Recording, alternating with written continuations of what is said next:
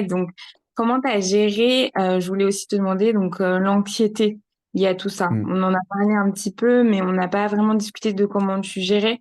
Est-ce que tes temps de pause te suffisaient pour un peu te vider l'esprit? Mais pour moi, l'anxiété, ça peut être quelque chose d'un peu d'omniprésent, quoi. Comment tu Ouais. fais pour... Euh, c'était compliqué parce que du coup, moi, mon anxiété se manifestait principalement la nuit.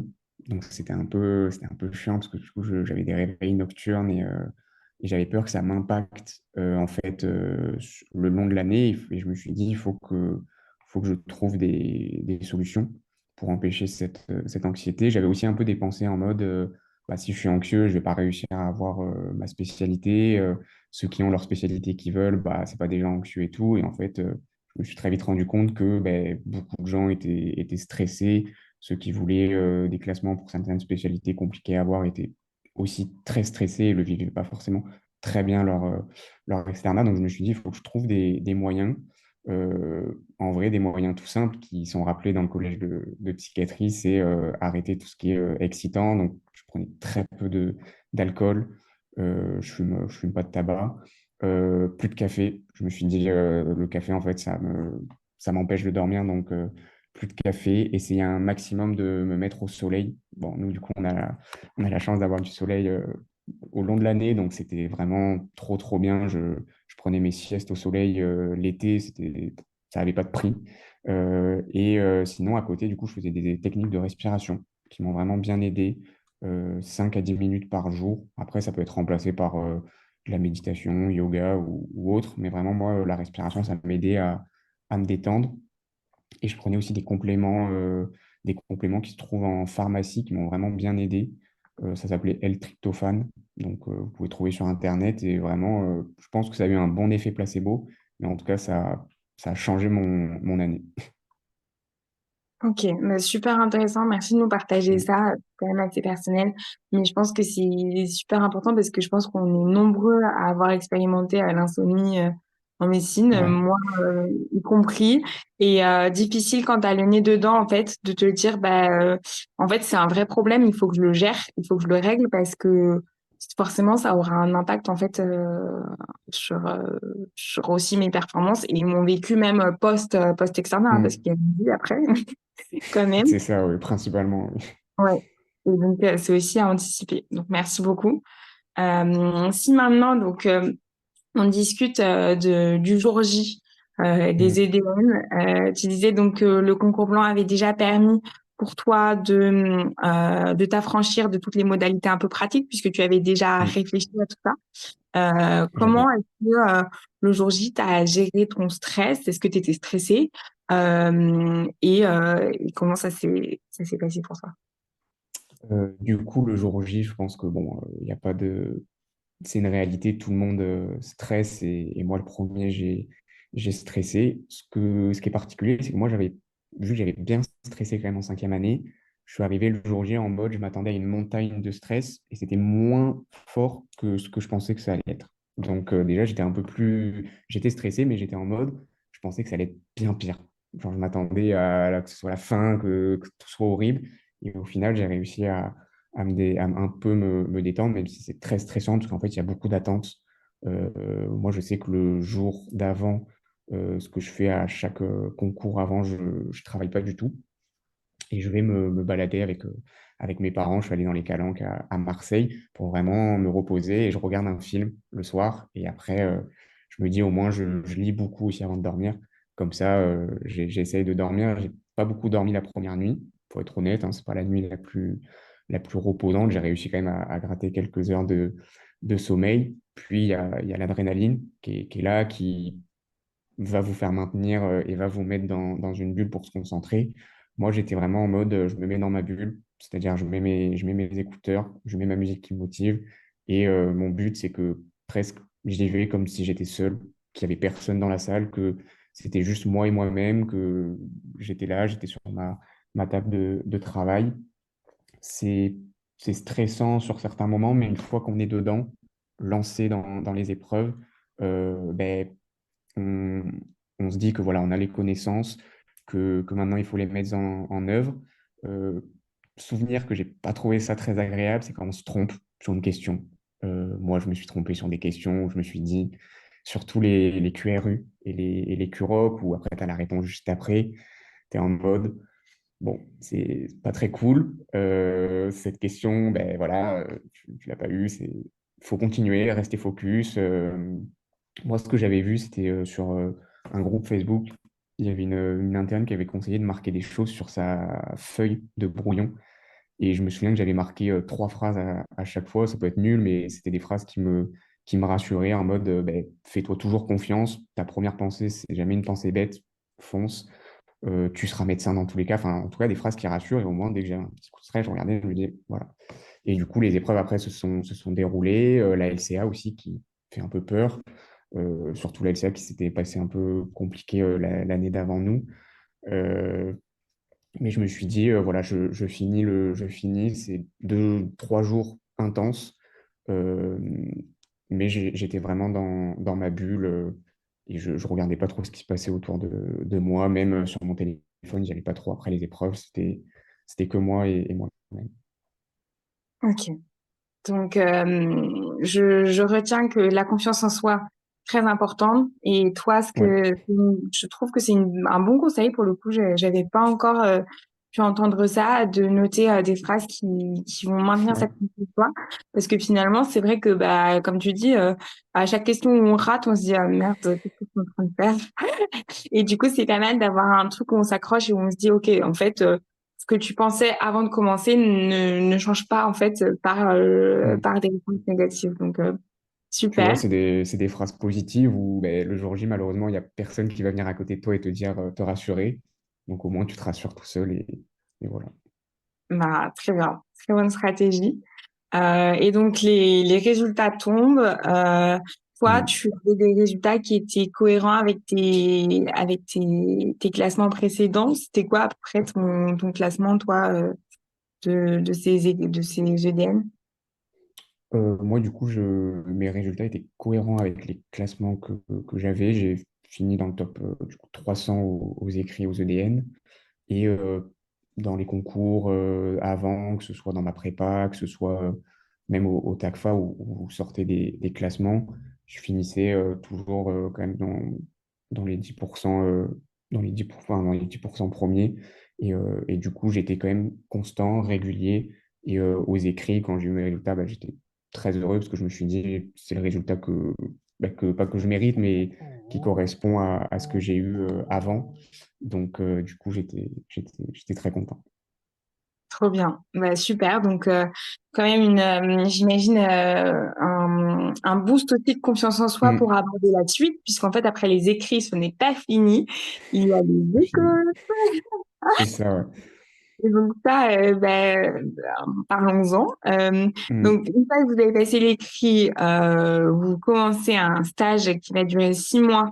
Je crois que vous commencez en janvier, si je ne dis pas de bêtises, ou un peu avant, peut-être.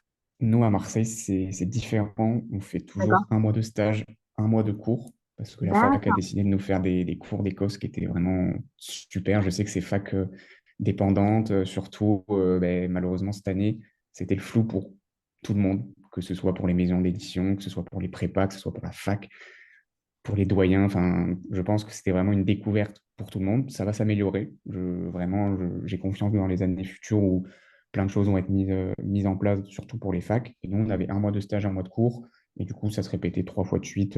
Et on avait un mois avant, donc du coup, tout le mois de mai, où c'était la dispo, comme on a eu l'été pour les EDN. Pas de stage, pas de cours, que des révisions.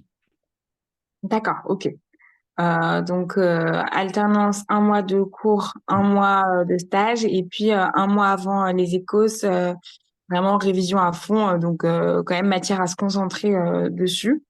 Mm. Toi, comment t'as fait pour réviser ces écos?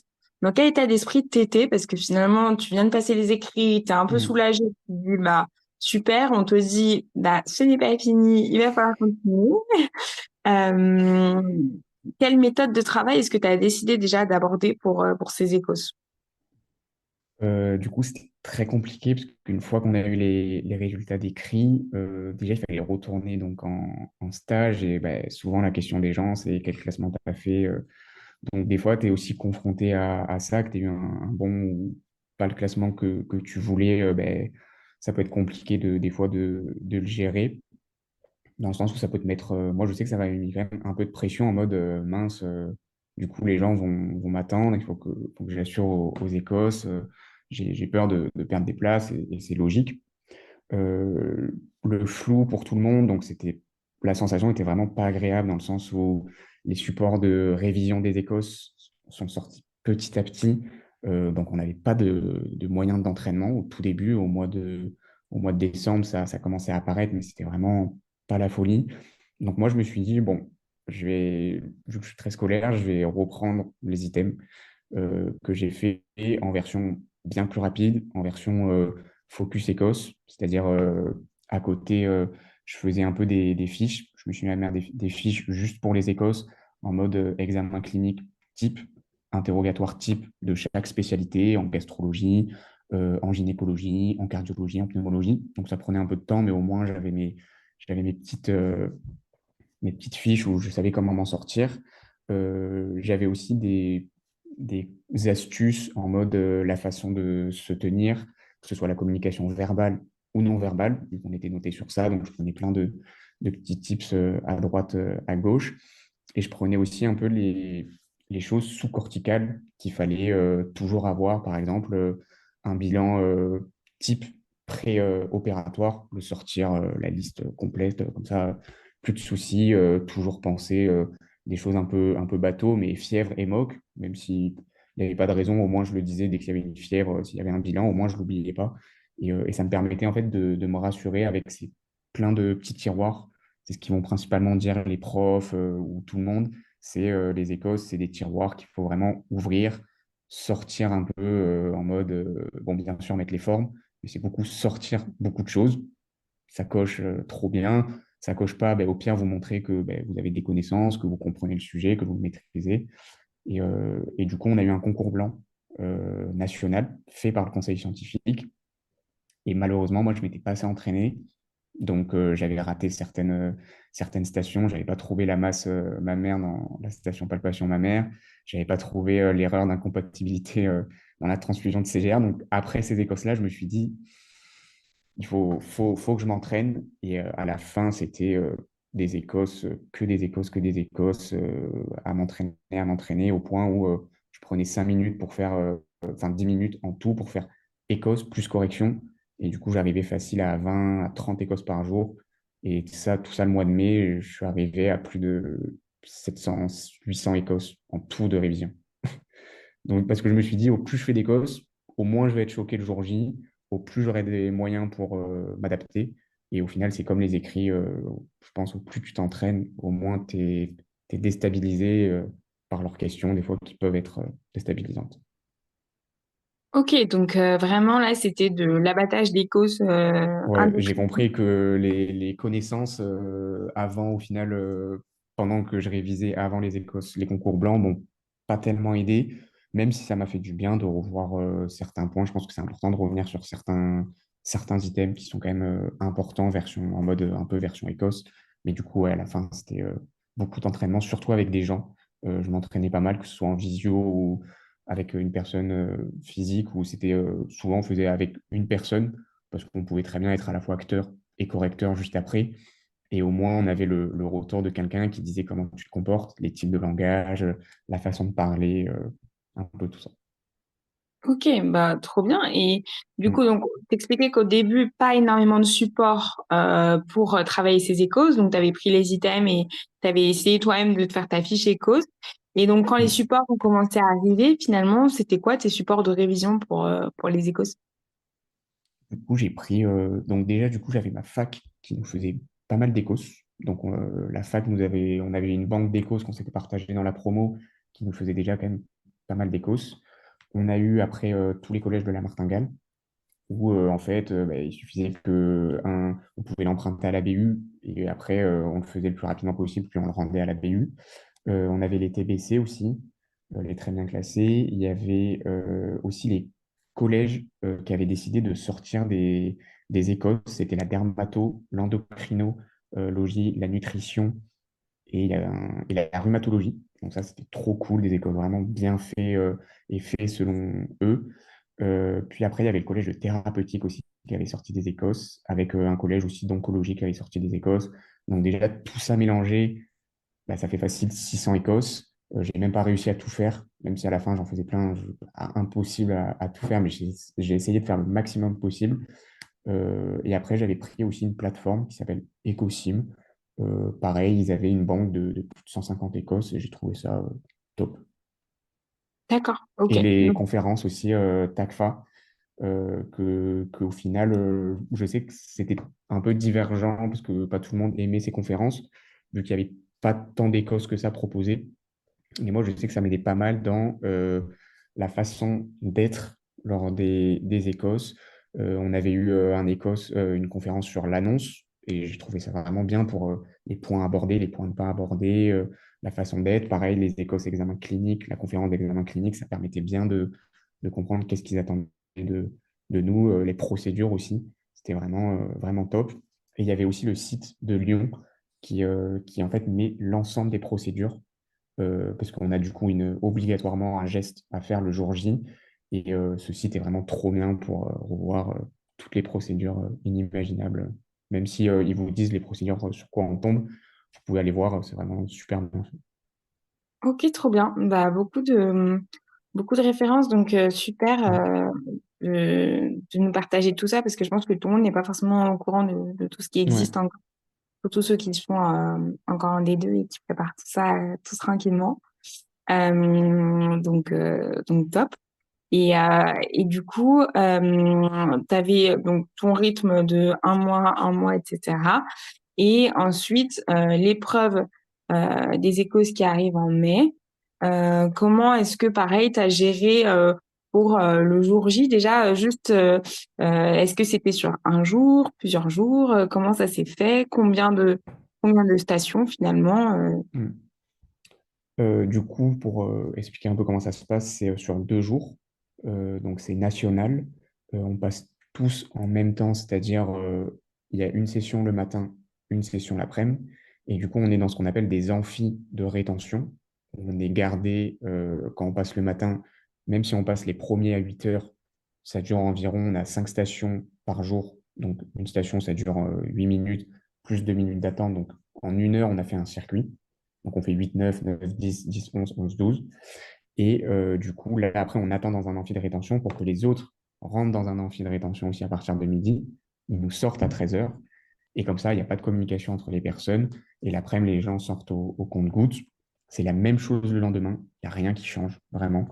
Les ordres de passage, ils essayent quand même d'inverser. Si tu es passé premier le premier jour, tu passes dernier le deuxième jour. Au moins, ils essayent un peu voilà, de pas que ce soit impactant pour les gens qui attendent. Moi, je sais que j'avais plus stressé pour les Écosses que pour les écrits parce que c'est un oral, c'est différent. J'avais peur de la rupture d'inégalité, que voilà, je me suis dit, j'ai peur que les sujets fuitent. Enfin, c'était un peu ça quand même dans l'ambiance. Avant, c'était quand même, l'ambiance n'était vraiment pas folle quand on a passé les Écosses. On pensait que ça allait être passé validant et pas classant. Donc, du coup, c'était pas la meilleure des ambiances. Moi, j'ai pas très bien vécu le mois avant les révisions des Écosses. Mais en tout cas, quand je les ai passés, je m'étais mis pareil dans ma bulle le plus possible. Je me suis mis, pas en surconfiance, mais je me suis mis en mode je suis interne. Donc, c'est moi qui dois gérer la situation. Si je ne sais pas une chose, je suis honnête, je le dis, mais d'une façon où j'avais vu en consultation que les médecins ne savent pas toujours tout, et heureusement. Mais toujours mettre surtout l'effort, plus que des fois le fond, pour que la chose se passe le plus naturellement possible. J'essayais d'être un maximum rassurant dès qu'il y avait des communications avec des patients, à l'écoute, toujours poser des questions. Est-ce que vous pouvez répéter ce que j'ai dit? Est-ce que vous avez bien compris? Est-ce que vous voulez qu'on se revoie après? Des questions que je m'étais faites avant même de passer les écos, en mode des questions un peu type qui montrent à l'examinateur, regardez, je prends soin du patient. J'essaye de le faire aussi dans la vraie vie, pas que dans les Écosses, je ne suis pas qu'un acteur. Mais en tout cas, je me suis dit, comme le permis, on nous l'a dit, forcer à regarder le rétro, montrer à l'examinateur que on a de l'empathie, on est à l'écoute, qu'on essaye de gérer la situation le mieux possible. Je sais qu'il y avait une situation où je suis pas passé à côté, mais j'ai pas réussi merveilleusement bien à la réussir. Mais je pense qu'avec la forme que j'ai mis, en écoutant la patiente, je pense que j'ai réussi quand même à gagner pas mal de points sur ça. D'accord. Donc, j'aime beaucoup cette comparaison au permis, puisque finalement, il s'agit de deux épreuves où on a un examinateur physique avec qui on discute, où on a des points à cocher, où tout le monde sait l'un et l'autre quels sont les points à cocher, mais où bah en fait le jour J, c'est une épreuve, donc parfois on passe à côté, comme tu dis. Donc pas mal comme métaphore. Et du coup, intéressant. Pendant les amphis de rétention, tu fais quoi en fait? En tout cas, j'imagine que le dernier amphi de rétention, tu fais plus rien, mais le premier amphi de Hmm. rétention, tu révises pour l'épreuve du lendemain ou Non, en fait, t'as le droit à rien, à part Ah oui, à manger et de l'eau. Donc, c'est un ah oui, peu la sensation aussi, même eux, ils nous l'ont dit, mettre des étudiants enfermés dans une salle avec juste de l'eau et à manger, c'est pas très, je trouve ça pas très fou.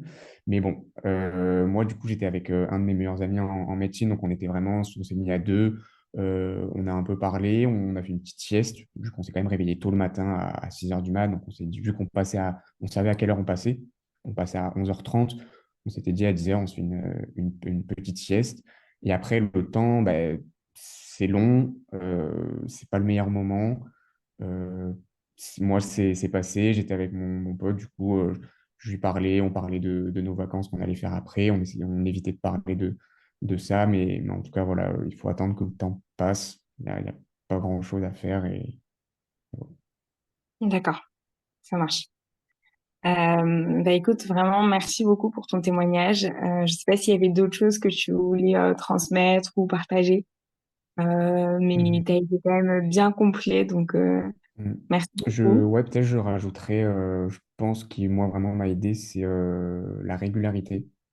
Je pense que j'étais pas celui où au dernier moment je travaillais énormément. Au contraire, je me suis dit si je suis régulier toute l'année, bah, j'ai pas besoin de mettre un énorme coup de boost à la fin pour perdre toute mon énergie. Après, c'est ma façon de travailler et pareil, la méthode que je viens de dire, ben, je pense qu'il y a beaucoup de gens qui vont pas faire la même et qui vont très bien réussir. C'était juste, du coup, voilà, j'ai essayé de partager les petits tips qui pour moi sont les plus importants. Éviter de se comparer. Moi, je sais que je, j'aime pas trop tout cet esprit de compétition, mais malheureusement, on est mis dedans dès la P1 et ça nous suit jusqu'à la sixième année. J'espère qu'en internat, c'est différent. Mais en tout cas, cet esprit de compétition, ben, moi, j'avais mis un peu des œillères en mode comme un cheval, c'est moi et moi-même. Je regarde pas ce que font les autres. Je dis pas trop ce que enfin, pas trop ce que je fais en mode, je parle pas trop de mes classements et tout. Je mène mon petit bout de chemin et je vois où ça me mène et aussi principalement garder cet esprit à côté des gens qui ne sont pas en médecine. Parce que je pense que des fois en médecine, on est un peu biaisé dans notre façon de penser. On pense item, cours. Si on travaille pas, on est mauvais. Si on réussit pas, on est mauvais. Et en fait, quand on parle avec d'autres gens, d'autres étudiants qui ne sont pas en médecine, ben, ils sont en admiration devant nous sur le fait que ben, voilà, on travaille, on lâche rien, on donne tout et on fait un métier où plus tard on va sauver des vies et aider un maximum de gens. Donc ça fait du bien de l'entendre de d'autres gens, ça motive. Bah, parfait. Très beau message Mm. à transmettre, je pense. Merci beaucoup, Antoine. De C'était rien. un très, très beau témoignage. Donc, merci beaucoup. Merci Euh, à toi. je pense que ça va vraiment servir Mm. à, à beaucoup. Donc, merci. Merci à toi. De rien. Normal. Merci à toi.